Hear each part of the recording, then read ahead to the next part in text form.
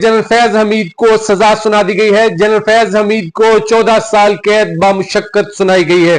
General Faiz Hamid का case कब शुरू हुआ, जनरल फैज हमीद के ऊपर इल्जामात क्या क्या थे, कितने गवाहान पेश हुए, कितने गवाहान ने जनरल फैज हमीद के खिलाफ गवाही दी और कितनों ने जनरल फैज हमीद के हक में गवाही दी, कौन कौन से शवाहिद फौजी अदालत में पेश किए गए, कौन कौन से कानूनी तकाजे पूरे किए गए और सबसे बड़ी बात कि कौन कौन से इल्जामात हैं वो मैं आपके साथ शेयर करूंगा। वीडियो को शेयर कर लीजिए, चैनल को सब्सक्राइब कर लीजिए। सबसे पहले मैं आपको बताता चलूं कि 15 माह पहले जनरल फैज हमीद के ऊपर यह केस चलाया गया था, मुकदमा दर्ज किया गया था। 15 माह से जनरल फैज हमीद फौजी अदालत में उनका केस जो है वो चल रहा था। इनके ऊपर इल्जामात क्या थे? इनके ऊपर इल्जामात ये थे कि इनका सियासी मुदाखलत जो है वो कर रहे थे। वो फैसला जो आज सुनाया गया है उसमें जो इल्जामात हैं वो मैं आपके साथ जो है वो शेयर करने जा रहा हूं, वो सुन लीजिए।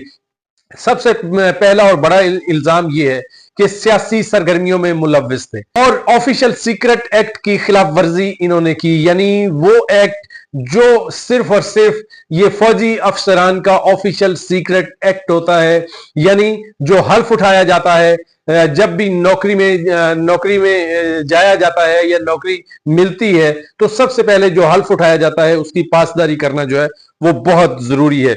यानी इदारे के जो सीक्रेट्स हैं, इदारे के जो खुफिया राज हैं वो किसी के साथ शेयर नहीं करने, इख्तियारात का नाजायज जो है वो इस्तेमाल नहीं करना, पावर का गलत इस्तेमाल नहीं करना, बहुत सारे ऐसे ज़ाब्ता अखलाक होता है या ऑफिशियल सीक्रेट एक्ट है और उसके उसके उसके उसके ऊपर जो है वो अमल दरामद करना होता है। तो ऑफिशियल सीक्रेट एक्ट की खिलाफ वर्जी इन्होंने की। फिर तीसरा इल्जाम इनके ऊपर यह था कि इख्तियारात और सरकारी वसाइल का गलत इस्तेमाल किया, शहरियों को नाजायज नुकसान पहुंचाने का भी इल्जाम इनके ऊपर है। ये मैं एक एक जो इल्जाम है इसको खोल के भी आपके साथ रखूंगा। इसके हर एक इल्जाम के पीछे एक पूरी पूरी कहानी है, एक पूरा पूरा इसके पीछे एक बैकग्राउंड है जो मैं आपके साथ शेयर करूंगा और आप हैरान होंगे। और शहरियों को नुकसान पहुंचाना, तवील और तफसीली कानूनी फैसले की कार्रवाई के बाद तमाम इल्जामात दुरुस्त साबित हुए। 15 महीनों से जो कार्रवाई चल रही थी तो ये तमाम इल्जामात दुरुस्त साबित हुए हैं। वो कैसे? जब ये आर्मी कोर्ट की जानिब से एक फैसला कर लिया जाता है तो फिर उस फैसले को एक और कमेटी है आर्मी के अंदर ही उसको भेज दिया जाता है कि इस पूरे फैसले के जो गवाहान हैं, उनके बयानात, जो शवाहिद हैं, जो सबूत हैं, वो तमाम को आप गो थ्रू कर लें और ये फैसला जो तहरीरी तौर पर आपको दिया गया है इसको चेक कर लें, इसमें कोई कानूनी नक्स तो नहीं है। यानी अगर मुजरिम साबित हो गया बंदा तो उसके पास ये गुंजाइश ना हो, कोई ऐसा कानूनी सुकम रह ना जाए जिसकी वजह से उसको कोई रिलीफ मिल सके। तो उस कमेटी ने भी इसकी तायद की और तायद करने के बाद फैसला दोबारा जो है ये आर्मी कोर्ट को जो है वो भेज दिया। फिर आर्मी कोर्ट ने ये फैसला जो है वो अनाउंस किया। तो अब इसमें जो तर्जमान पाक फौज हैं उन्होंने ये भी बताया कि जनरल कोर्ट मार्शल ने तमाम कानूनी तकाजे पूरे किए, मुलजम को पसंद की दिफाई टीम रखने की भी इजाजत दी गई, यानी उन्होंने अपनी पसंद की दिफाई टीम भी रखी हुई थी। अगर कोई सबूत पेश किया जाता था तो उसके मुखालिफ इनके पास एक टीम मौजूद थी जो इनका केस जो है वो लीड कर रही थी, लड़ रही थी। तो इस तरह के जो इल्जामात थे वो इनके ऊपर थे और साथ ही साथ बहुत बड़ा जो इल्जाम था वो 9 मई के हवाले से था।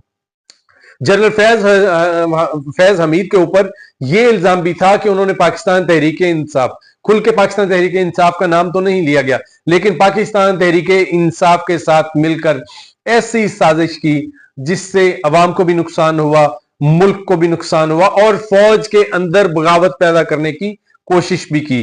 वो कैसे? वो ये कि अवाम को उकसाया कि आप आर्मी जो प्रेमिसेस हैं उनके ऊपर हमला कर दें। 9 मई को जो हुआ तो आर्मी की जो इमारतें हैं उनके ऊपर आप हमला कर दें, तो अवाम ने हमला कर दिया।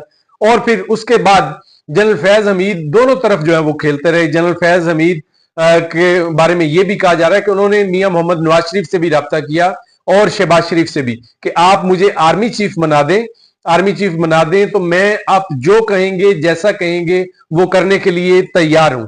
लेकिन दोनों ने जनरल फैज हमीद के ऊपर जो है वो एतमाद करने से इनकार किया था। अब उसके बाद बहुत सारी खबरें जो है वो ब्रेक होना शुरू हो गई कि general Faiz Hameed politically influence कर रहे हैं, और वो वाकई कर रहे थे। वो सियासी जमातों के साथ मिलकर जो गाड़ पुछाड़ है वो करने की कोशिश कर रहे थे।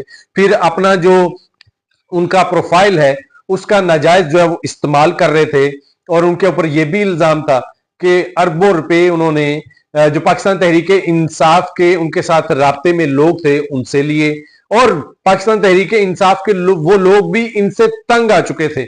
और मालूमात और जराए ये भी कह रहे हैं कि उनके बयानात के ऊपर भी इसके ऊपर तहकीकात हुई हैं। उन्होंने जाकर बताया कि हमसे जनरल फैज हमीद ने बहुत बड़ी रकम जो है वो ली है, और बहुत बड़े काम जो है वो इन्होंने करवाए हैं। एक मामला तो आपके भी जहन में होगा, एक निजी हाउसिंग सोसाइटी के ऊपर एक छापा पड़ा था, और उस छापे में जब तहकीकात हुई, वो बजाहिर तो एक छापा था दफ्तर के ऊपर, कोई डॉक्यूमेंट्स वगैरह और कोई इस तरह की चीजें अपने कब्जे में ली थी, लेकिन उसके पीछे इल्जाम ये था कि उन्होंने जनरल फैज हमीद के कहने के ऊपर ये हुआ था, और वहां से भी रकम जो है वो बटोरने के की प्लानिंग जो है वो की गई थी। ये भी इल्जाम जो है वो साबित हो चुका है। इस केस में मजमूई तौर पर 27 गवाहान जो है वो पेश हुए। इन 27 में से कुछ गवाहान ऐसे थे जो जनरल फैज हमीद के हक में थे, और बहुत सारे गवाहान ऐसे थे जो जनरल फैज हमीद के खिलाफ थे, उन्होंने उनके मुखालिफ गवाही दी।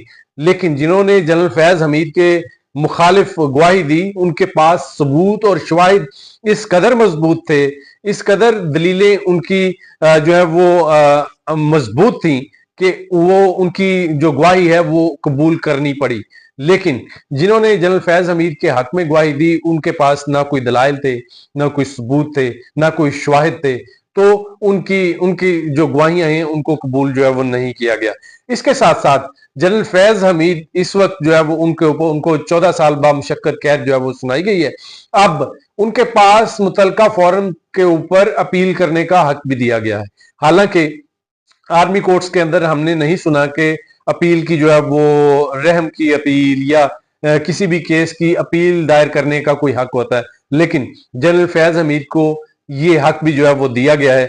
अब देखते हैं कि जनरल फैज हमीद का बनता क्या है, ये जो सजा हो गई है, क्या ये जब इसको अपील में लेके जाते हैं तो अपील में कोई फैसला तब्दील होगा। लेकिन मेरा नहीं ख्याल कि जिस कदर आर्मी कोर्ट ने शवाहिद इकट्ठे किए, केस को मजबूत बुनियादों के ऊपर कानूनी तकाजे पूरे करते हुए ये तमाम केस को आगे बढ़ाया है, फिर इसके फैसले तक पहुंचे, तो मेरा नहीं ख्याल कि अपील में जाके कोई इनको रिलीफ जो है वो मिलने वाला है। आप इस हवाले से क्या सोचते हैं, अपनी राय का इजहार लाजमी कीजिए। इसके ऊपर मुख्तलिफ जो सियासी जमातें, खासतौर पर पाकिस्तान मुस्लिम लीग नून, वो इसके ऊपर बहुत बात कर रही है। उनका ये कहना है कि जनरल फैज हमीद तो पाकिस्तान तहरीक इंसाफ के सियासी मुशीर थे, उनकी मुशावरत से ही पाकिस्तान तहरीक इंसाफ जो है वो फैसले करती थी। अब इसमें कितनी सदाकत है ये तो वक्त बताएगा, लेकिन ये फैसला बता रहा है कि वाकई ही general Faiz Hameed politically influence कर रहे थे, पॉलिटिकली अपना असर रसूख जो है वो इस्तेमाल कर रहे थे,